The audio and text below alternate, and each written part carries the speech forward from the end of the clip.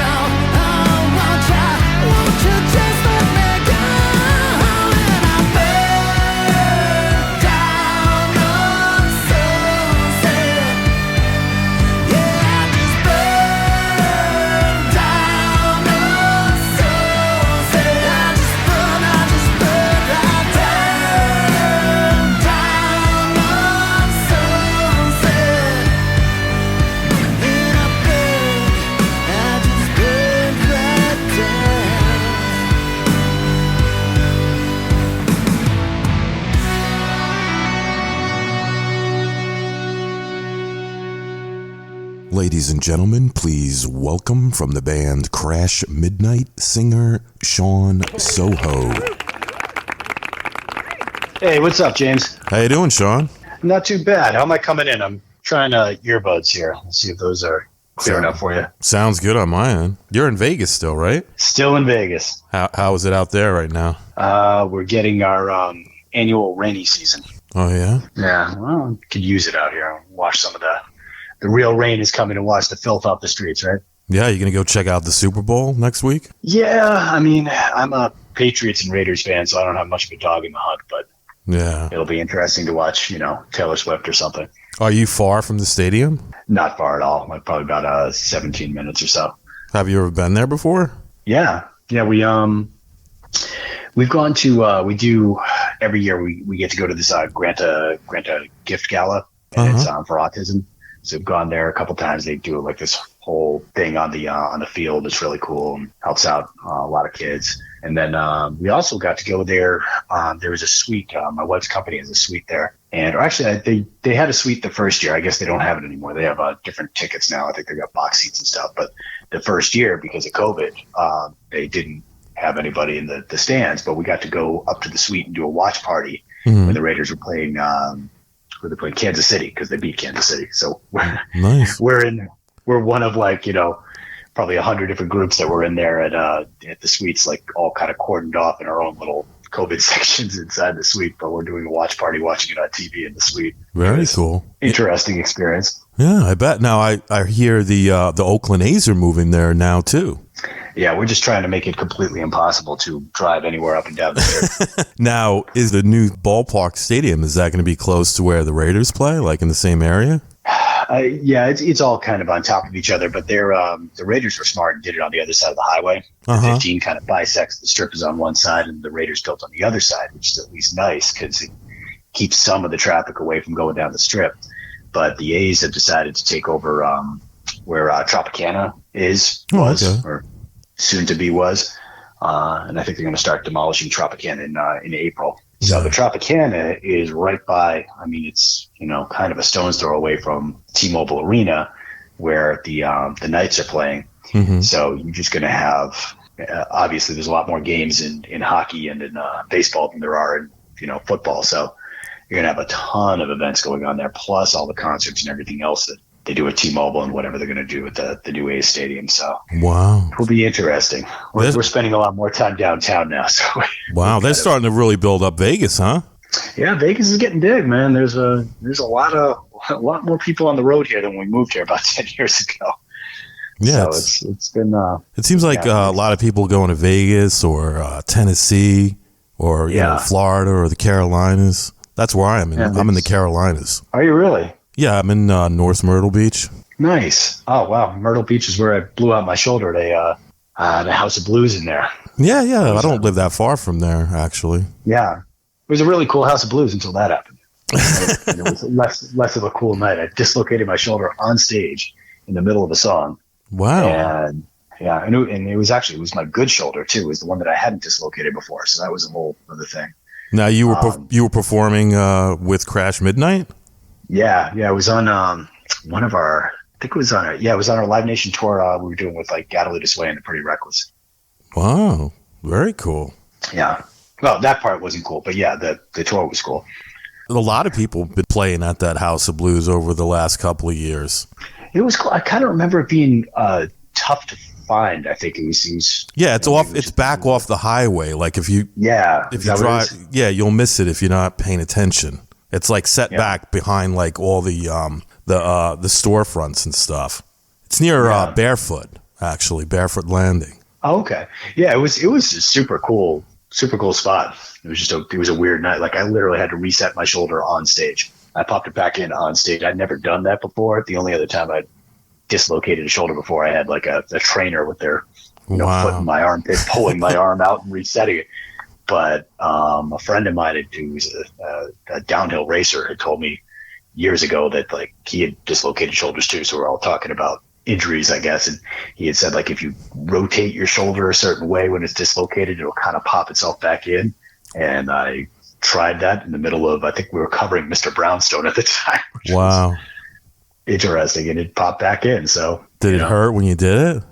Oh God, it hurt the whole time. But it was, I mean, that was a really well attended tour. So I don't remember what the capacity of the House Blues is in Myrtle Beach, but all of those were pretty well full. So there were a lot of people there. I couldn't really fuck it up. Yeah, I bet you probably had a couple of drinks too to numb it, right? Certainly afterwards. Yeah. I don't know how many I had before. Whatever, it worked out. For the next like 2 weeks on that tour, though, I only held my mic in my right hand, and because I didn't want to wear a sling, and I just kind of sucked my elbow against my ribs. So it sort of looked to the audience like, oh, this guy just really holds that mic in tight, and Yeah. But that prevented me from ever gesturing with that right hand. Yeah, shoulder injuries are tough. I had rotator cuff surgery back in 2014, and I was on the shelf for about 9 months. Brutal. Yeah, it's brutal. Yeah, absolutely brutal. Yeah. You got to do. Did you have to do that thing on the wall where you kind of? I forget if I did this after dislocating or I used to jam my shoulders a lot too. But there was like a fingerboard on the wall. Yeah, I had to do that. Slide. Yeah, and you have to like walk it up. Yeah, they did all that stuff in physical therapy. The most tedious. Yeah. 9 months it took to recover from that. Oh God. Because I had not only had I torn rotator, but my labrum was messed up too. So while he was in there, he noticed that and he fixed that as well too. Yeah. Yeah. So, but it's all good now. Well, hey, back in fighting shape.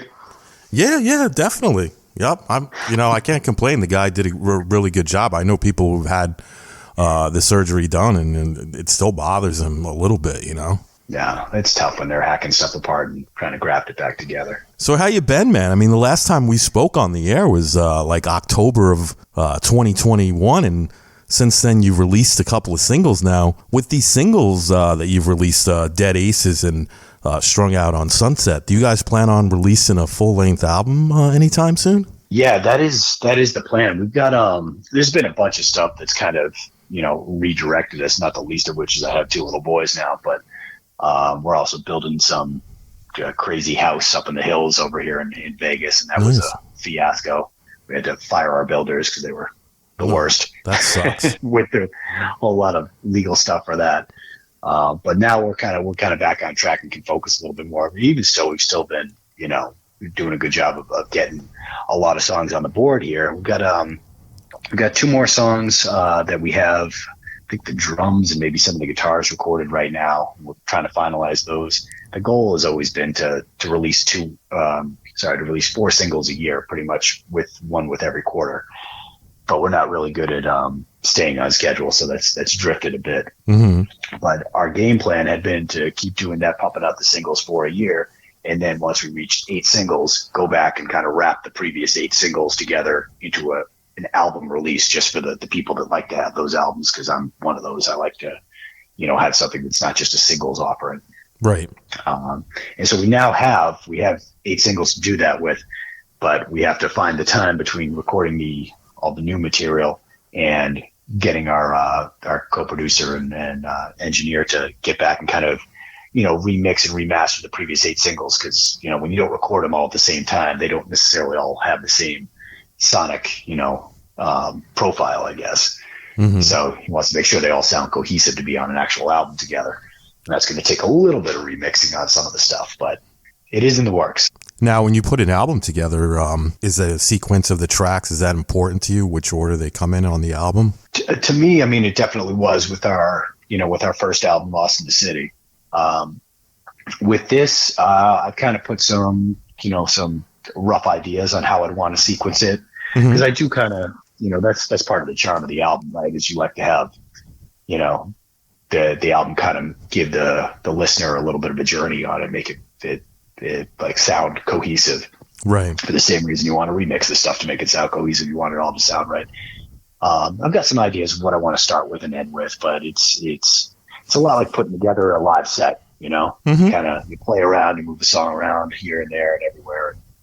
I think some of that will also be a little bit more clear after I hear the remixes of it, because there's been a big breadth. We had I think the first song would be Chinatown, I guess, would be the one that that's going to start up, and that's not even on Spotify anymore. We had to take that down. We switched distributors, so it'll be nice to get that back up. There's Chinatown and Another Day in Hell that are really only available on YouTube and on Apple Music. Mm-hmm. So, and we play Chinatown every single set. That's usually our second song that we play. So I really like that one. It's got like kind of a Aerosmithy feel. It was one of the last songs I wrote before we left Boston. It's about Chinatown in Boston. So it'll be nice to get those back out and but they're the earliest ones. So they're going to need the most work to be, to stand up next to the last few ones that we did, songs like Dead Aces or Suicide Tattoo and that kind of stuff. Right. Now, this podcast is going to feature two of the tracks, the ones we mentioned a few moments ago, Strung Out on Sunset and Dead Aces. What's the story behind those two songs? Dead Aces is it's interesting to me, if nothing else. It was when we were living just outside of Boston, there was this place that I would always pass by, and it was always closed when I passed by it. So I don't know why I always thought it was a bar, but I guess I was going by, after 2 a.m. and the bars in Boston close a lot earlier than they do here in Las Vegas. Mm-hmm. So I could never really read the sign right, and I was always going by. I was on the opposite side of the road, but I thought it was called Dead Aces. I thought it was, a cool bar. It'd have like this cool, black, how would I describe it? Kind of not totally Western, but a little bit of that kind of vibe of just the old, styling of the building and the architecture of it. Uh-huh. And it had this stark white sign that said what I thought was Dead Aces.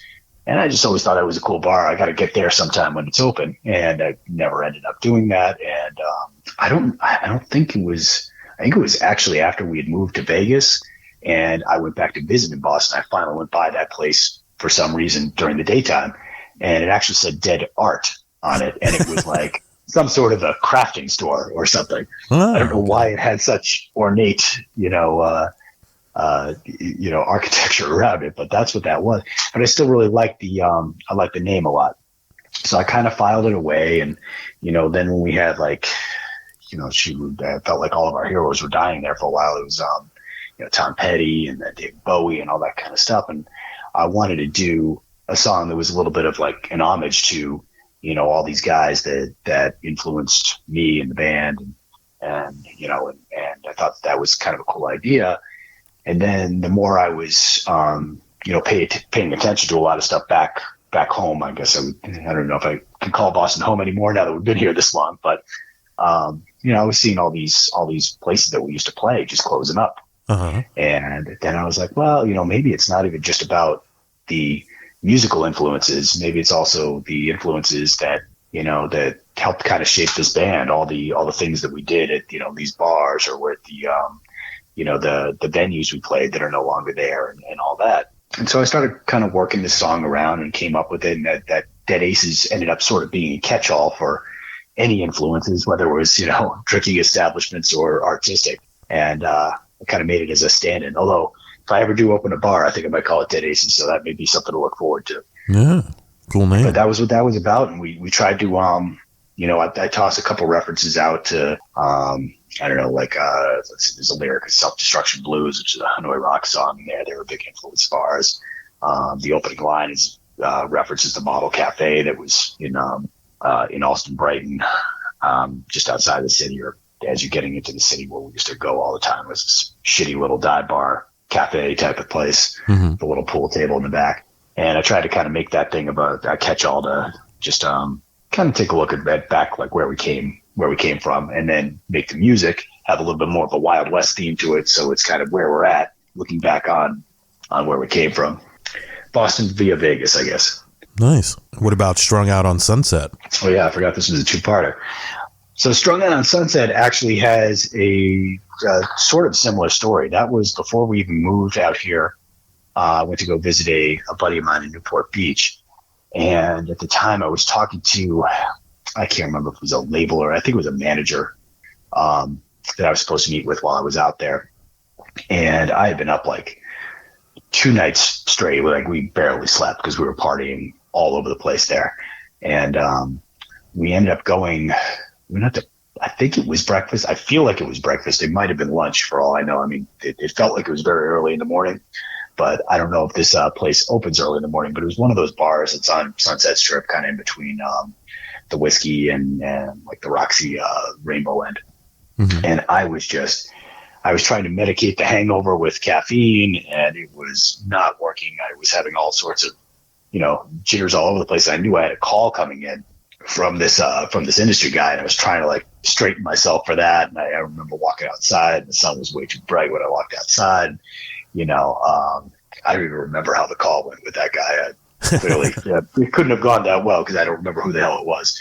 But I ended up kind of coming up with a rough idea of, oh, hey, that's an interesting song title, like Strung Out on Sunset. And as we continued to do stuff once we moved out here to Vegas, we had a lot more. There's really not a lot of that Sunset Strip stuff out in Boston. Obviously, it's about as far away as you can get from that area. And once we moved out here, we started interacting with everybody who ever, took a shot at any of those places in Hollywood. And for better or worse, I guess, there's been we've had a really good interaction with some of the guys that are still doing really well. Like we do like Tesla or like LA Guns out here. We played with those guys and they've been awesome to us. But there's also been a lot of that kind of, we sort of call it like that 80s metal washout stuff. And it's guys that, were a big deal about 40 years ago and still think they're a big deal out here, and, to each their own. But, we've been asked a lot by mostly not so much the actual people in the band, but a lot of their management just, does a number on you. It's like, oh, you too could open for this, band that hasn't been relevant in forever. And it would be one thing to just be like, hey, I've heard of them before when I was like 6 years old. That's cool. But they want you to take a bath on the price and pay you next to nothing, right, while they get, 15, 20 grand, and then they don't bring anybody. And so then they want you to bring the audience too. And so it seemed like to us, it's like, are we throwing like their fucking Sweet 16 birthday party here? We got to make it look like they're popular still. So it got really annoying. So the subject matter of the song kind of shifted for me. At first, it was a little bit more about like life after the curtain, that kind of stuff. Where we had an ex-band member that had heroin. Last verse is about that. First couple verses are more about life on the road, not discounting also the throwing your shoulder out in Myrtle Beach. It's right. It just gotta what people don't notice goes on when you're doing that stuff. But the more interactions we had with a lot of that, whatever, that 80s nostalgia crowd, I kind of took on a new meaning, I think, for that song, at least for me. That's more that I'm burned out on that whole scene that they keep trying to resurrect back out here in Vegas.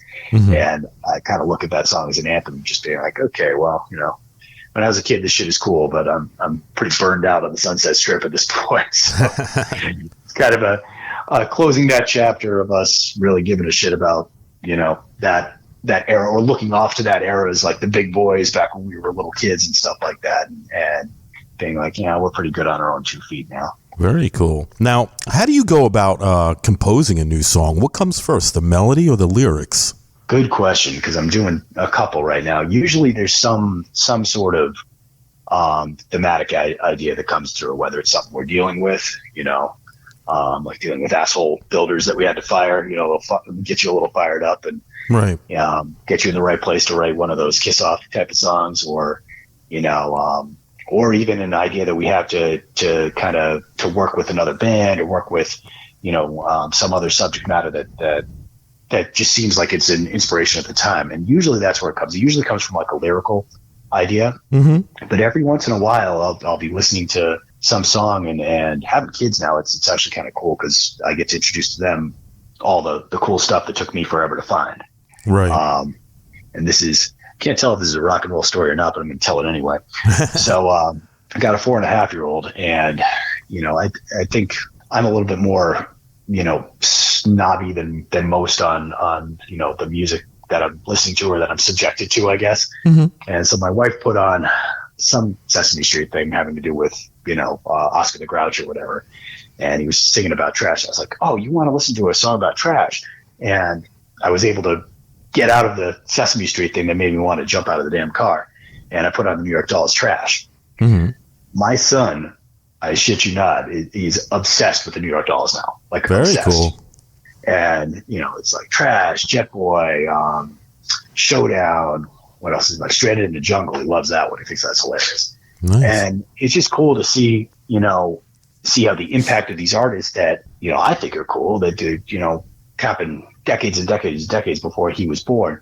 But when you expose kids, they keep saying all these kids, the kids don't have the taste of music they used to. They're watching DJs, pretend to mix stuff and just, pump their fists and, shoot fireworks off. The thing is like the kids haven't changed. It's just what's available to them has changed. Right. And when you show them an alternative, it's amazing. Exactly. We have my wife has a bunch of friends that are much more club oriented girls they've only really ever gone to the club, or they've seen DJs and they've seen like all that kind of stuff, but they've never really seen live music because none of that shit's live. Right. And, and when especially when she first met him, dragged him out to a couple of our shows, they didn't know what to do. Mm-hmm. They were just like, wow, I've never seen anything like this before. And so many kids have never seen, a real live, rowdy rock and roll show. And it's a spectacle for them because they just don't get that. All the rest of the stuff is bottle service and, smoke machines and trying to make something look interesting that's clearly not interesting. Right. So I think it's very cool to be able to expose that, expose people to that. Absolutely. Totally agree on that. Now, what tools or instruments are essential in your songwriting? We don't go that far out on that stuff. I mean, I'm trying to think, we got some horn sections, in a couple songs. I'm actually writing another one that's giving me kind of an Aerosmith vibe, so I might throw a little horn section in it. But for the most part, it's just, drums, guitar, bass, and, off we go. Throwing a cowbell once in a while. We try to make all of our stuff very deliverable live. Mm-hmm. I don't want to put something in that we can't pull off live. And I think that's helped us a lot on the live show, is that we can perform everything that we do pretty damn close, depending on level of inebriation or other, factors, but pretty well. We can perform all that stuff live. And I think the more you get into extra, little ear candy stuff, it can be cool on a record, but I'd much rather have something that's just raw in your face and, something that I feel very confident that we can pull off live. Now, you guys have been together for quite a few years. How has your music evolved since you first started playing together? Can't tell if it's evolved or devolved, but we definitely have gone. We've gone in a direction. I think it's more the process that's evolved, and then definitely, moving out west has given us a whole new palette of things to draw on. You're living in a city that actually never sleeps, because New York does shut down. They keep saying that no, you got all the underground bars, you do, but this city just does not stop. So there's something to get into at any time. And, I think we definitely got a little bit more, we feel more free to use a little bit more of the Western vibe stuff, mm-hmm. I guess now that we're authentically out here, can wear more cowboy boots without feeling, weird on the streets of Boston. Mm-hmm. But, I think the songwriting has always been the what we hang our hat on here, is we never wanted to write some song that sounds like a truck commercial or anything like that. And if anything, I think we've just gotten a little bit better with a little bit more, experience to draw upon, and a little bit more stylistic stuff that feels more authentic, because that's always been the biggest thing for us is to have our stuff never sound contrived. This is just, we're going to write about stuff that we experience, or real experiences that we had, or real, places that we were in, as far as, the situations and stuff like that, So all of our songs actually have a meaning to them. They're never written in, some crowd test audience or whatever. This is all organically coming out of something that inspired us to write that song. So I think moving out west, we've definitely developed and gotten ourselves out of just running the same streets in Boston, because Boston's a small ass city. And I guess, Las Vegas is a small city too, but there's a lot more to do. Right. Yeah, that makes sense. Now, what impact has social media had on your band's growth and interaction with your fans, would you say? So I'm not a big social media guy, but I do see that there's a lot of stuff that you can get out of it. I mean, we, I guess a year or two ago, they really started doing those reels or shorts or whatever the hell that stuff is on TikTok. On social. Yeah, I can't stand TikTok. I make our guitarist Alex do all the TikTok stuff. He seems like he's more down to do that. It's for me, it's platform fatigue. Mm-hmm. I can only post so much stuff, and even then I bore myself on it. But there was a time, and we still to a lesser extent now, but for a good like year or two there, you put out reels, and those things would hit like 200,000, 400, 600,000 views. Mm-hmm. And that's pretty cool. The ability to reach that many people, and where before the pandemic, we were paying, hundreds of dollars a month to really do targeted campaigns here in Las Vegas, like awareness campaigns and stuff. Mm-hmm. And I get that because that's commercials. That's something that, I could process in my little brain, I guess. But once we got out of that and they really started incentivizing you to put these reels out, and they would let you reach a ton of people just by posting that stuff, it was cool. I mean, there was a shitty cell phone video of me singing like a snippet of of Immigrant Song. Nice. Like singing like the high part or whatever. We thought that was like stupid human trick. Like we put that out. And it's like 15 seconds of that had almost 1 million views on it. Nice. It was crazy, and the amount of people that exposes your band to, that then go, oh, who the hell is this asshole? And let me go see what they're doing.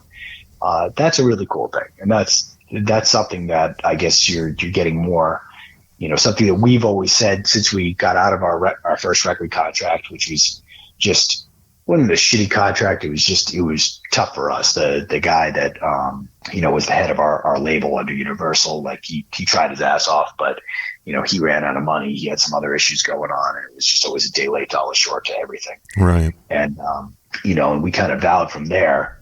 Like I remember we were playing a House of Blues in New Orleans, and he didn't know if he was going to be able to wire us the money to get gas for the way home. Like It was that. Yeah, it was, and that was like the last show, I guess, on that leg of the tour. And we kind of promised ourselves that we never put ourselves in that situation ever again, where you have to like rely on dad to, sign the checks. So we've focused more on becoming, very, very financially secure through a lot of things that we've done. And, Mm-hmm. I've done some commercial stuff. I've now started to invest in some other things, trying to, instead of just spending money on cars and things like that. Right. Trying to make, a little bit more sound financial choices, maybe. Mm-hmm. Although I am dumping a ton of money into the damn Trans Am I have, but, whatever. It's a work in progress. But we, by having the money to take care of ourselves now, and to pay for our own advertising, to pay for our own recording, to pay for all these things, and the relationships to get good deals on all that stuff, Mm-hmm. we've kind of become our own banker. And now I think it's put us in a different position where, we can use the social media stuff to get, free eyeballs on that, but we can also do some stuff that we're working on right now to really make our presence known out in the city and beyond. And it's because we've made the right steps, to take care of our career. And now we're at a place where we can really start shining the light on it. I've gotten a lot of great guests from social media because they've run ads like on Instagram, and I'll listen to the band. I'm like, oh wow, these guys are cool, and then I'll hit them up and get them on the show. Yeah, you do a great job with your stuff. You're one of the better, or probably one of the best interviews that I've had. Thank you, I appreciate that. Be catching up with you. Yeah, it's always great chatting with you as well. It's been, like I said, it's been a while. It's been almost 3 years.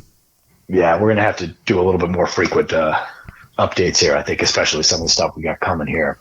But it's cool. I mean, that is another good point. The social media stuff is able to connect people like you and me to be able to get together and actually have these conversations, and have enough people that give a shit about the conversation to maybe listen halfway through.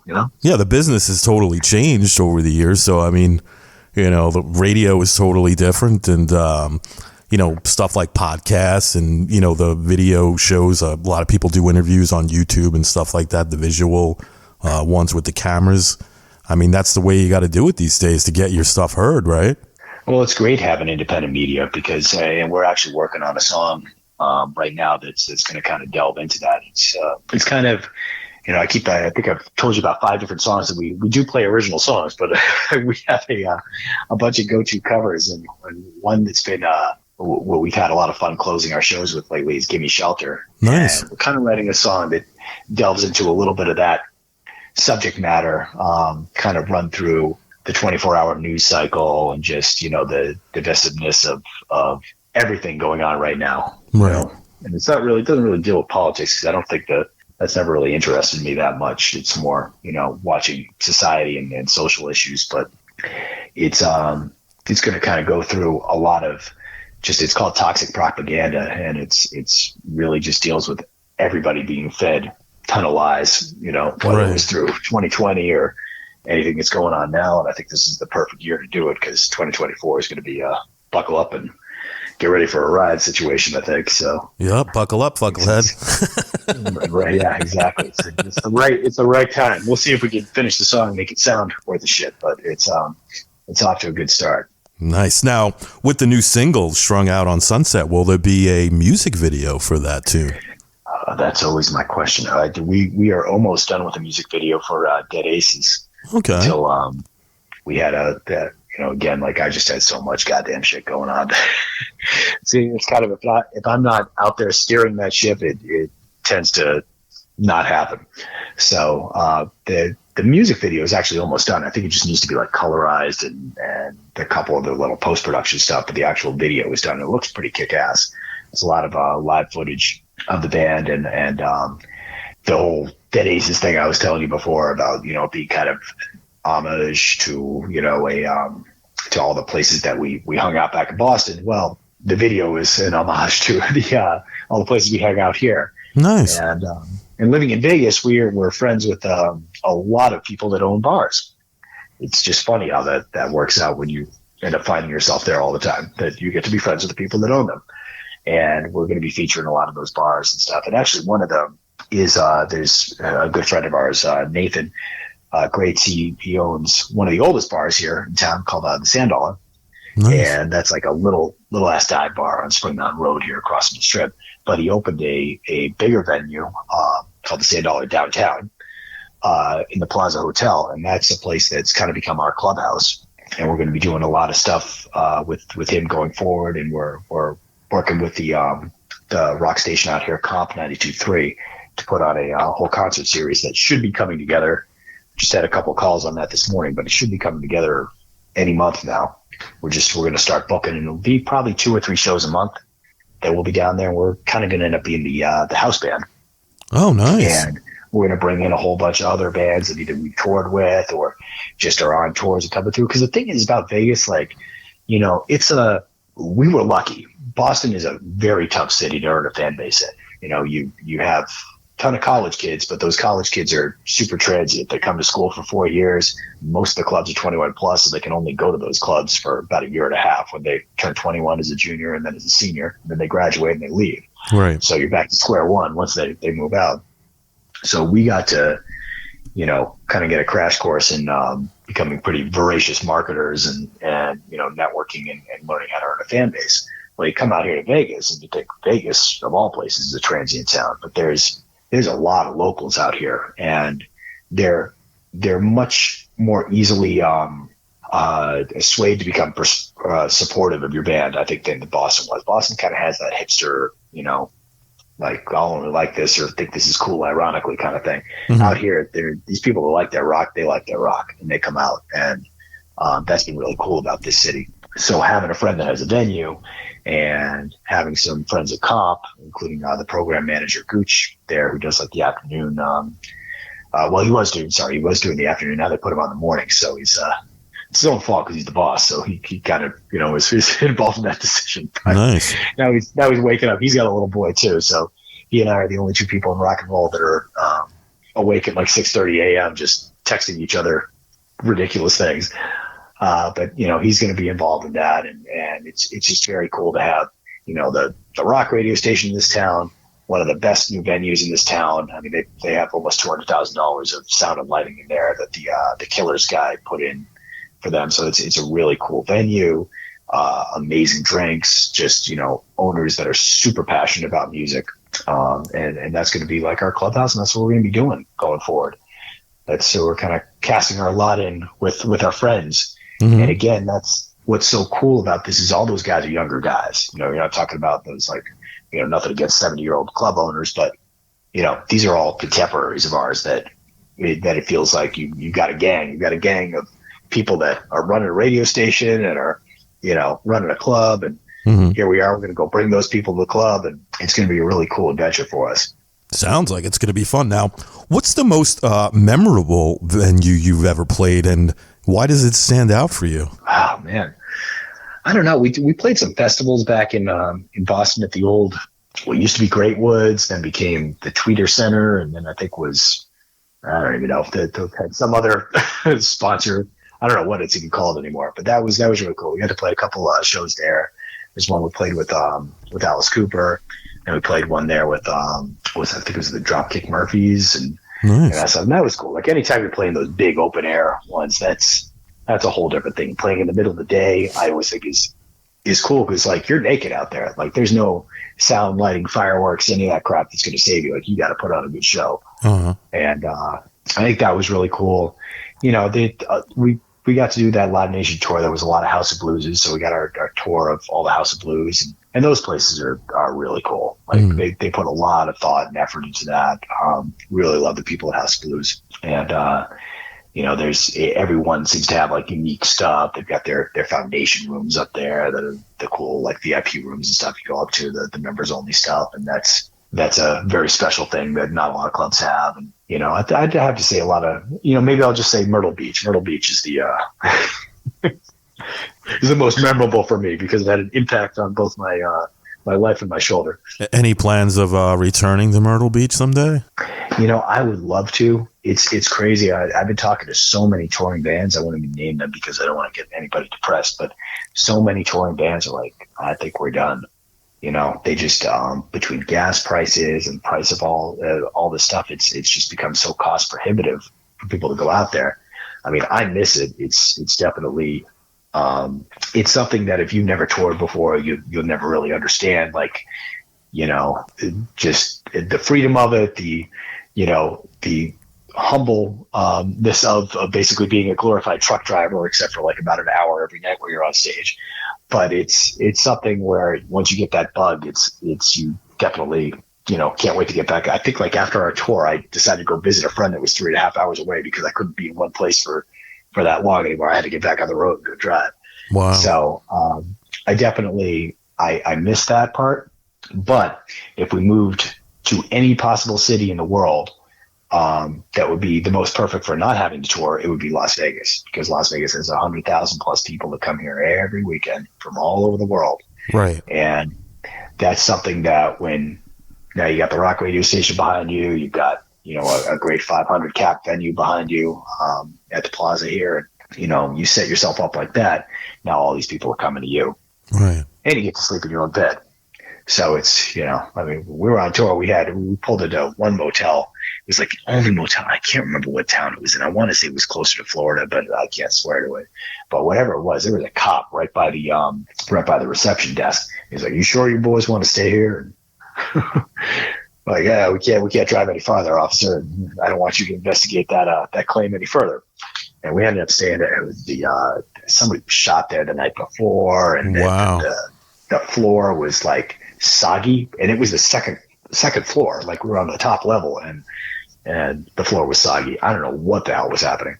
Wow. We had another place. We had some guy try to jump out to escape. I think what was it? It's alimony or child support, something like that. We found out the story later from like the front desk. We're like, what the hell happened? But it was a guy like 2 doors down, and this was again we're on the second floor because we always stayed on the second floor. We thought it was safer. But this guy jumped out of the second floor window, broke his leg, wow. and was hobbling down the street trying to get away from whatever investigator was after him for child support or alimony or whatever the hell it was. So, as crazy as Las Vegas gets, I guess it's the better of lesser of two evils.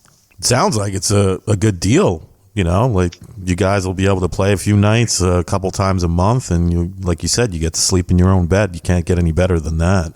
Yeah, I mean they're willing to pay us a whole lot of money to stay put here and hang out with all of our friends. So it's a cool thing. And the thing is like we've got so many friends like, oh, will you come out to like here, come play, this venue, come play that. It's honestly not that difficult to convince them to come out to Vegas. Everybody's looking for an excuse. Right. So I'm sure we'll end up doing a tour, in the not too distant future. But right now, this is just this is so perfect for us. We gotta kind of take the hot hand while we got it here and follow this one, at least for the next year, I think. Yeah, I would if I were you. Now, do you have a website you'd like to promote? Do I have a website I'd like to? We have a website. I don't know if I'd like to promote it, but we you can you check out all the stuff with the band, assuming I get it updated at crashmidnight.com. I don't even know if our new single's on that. I should probably get on that. But you can find out most things that are going on with us, at least for, in the last 6 months. You can find out that stuff on crashmidnight.com, and then catch up with us and all wherever you get your social media, on Instagram, Facebook, all that stuff. It's just Crash Midnight everywhere. Very cool. Now, is there anything you'd like to mention that we didn't talk about tonight? Well, then it's been far too long, James, and we need to get something on the books here. We got to get a more regular thing going here, because I miss talking to you. And when we were putting this out, I was like, you know what? I haven't talked to James in forever, because I was doing our media cycle, and I was like, I haven't talked to him forever, and I couldn't believe it. I looked back and I was like, what was it? Was it Nothing to Lose? Maybe I think was the single we put out. I think it was like all the way back then. I spoke to you. I spoke to you 2 times in 2021, and I had a couple of songs, 2 on each episode. So I probably got half of the songs that you say you're going to put on the CD already. Yeah, you got the majority of the that was the last time we spoke. I think we spoke in the summer of 2021, and then like October of 2021 was the last time we spoke. Yeah, it was a long time ago. Yeah. Since then, I've learned how to all the steps for excavating and digging and building your own pool. Uh-huh. If you ever need help on a custom pool, man, I've learned all that shit. Well, that's cool.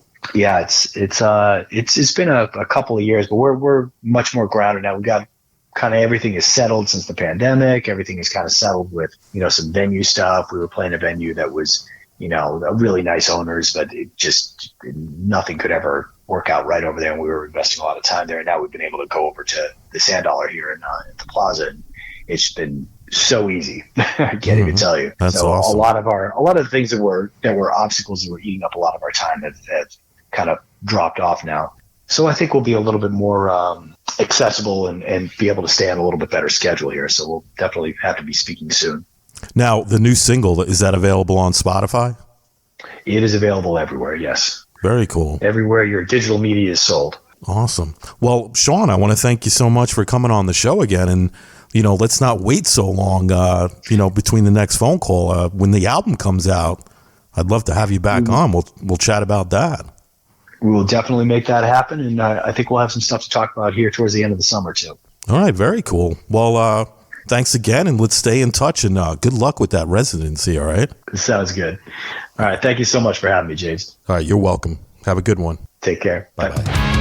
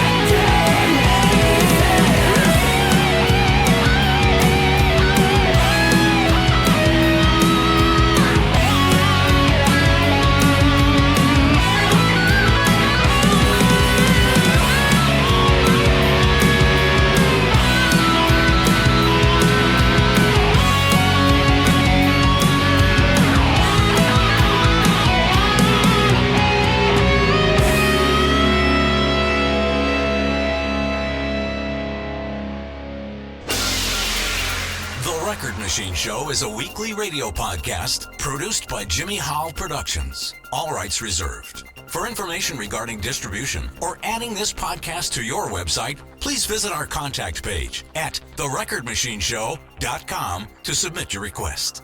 Thanks for listening. See you next time on The Record Machine Show. The Record Machine Show.